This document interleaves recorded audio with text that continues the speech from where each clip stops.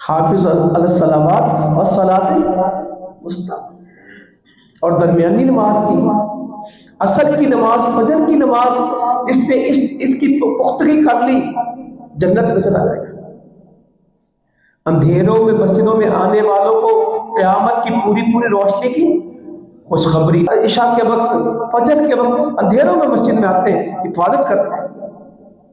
فجر میں بھی فرشتے حاضری لگا کے جاتے ہیں کہ مسجد میں آیا تھا، اور عصر میں بھی آنے والے حاضری لگا کے جاتے ہیں۔ جن کی حاضری لگی رہتی ہے ان کو تنخواہ ملتی ہے، اور جو غیر حاضر رہتے ہیں ان کا نام کٹ جاتا ہے۔ اسکولوں میں بہت ڈراتے ہیں استاد، اگر بیٹا غیر حاضری کی تو تیرا نام خارج کر دیں گے۔ مالک فیکٹریوں کے کیا کہتے ہیں، اگر بیٹا تم غیر حاضری کرو گے ہم تمہاری تنخواہ کاٹ لیں گے، تمہیں نکال دیں گے۔ اسکولوں کی، فیکٹریوں کی حاضریاں تو پوری ہیں، اور نمازوں کی حاضریاں اب بھی رمضان شریف ہے۔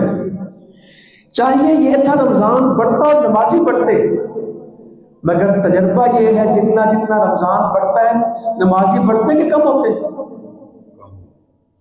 پہلی تراویح میں زیادہ، دوسری میں کچھ کم، تیسرے میں کچھ کم، اور یہ عشرہ تو بڑا ہی مسکین ہوتا ہے کہ بس اس میں وہی ہوتے جو ہوتے ہیں۔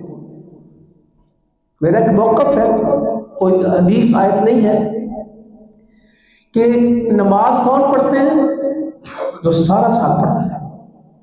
رمضان کے نمازی کچھ دن نماز پڑھتے ہیں، پورا مہینہ نہیں پڑھتے، پورا مہینہ نماز میں وہ آتے ہیں جو سارا سال آتے ہیں۔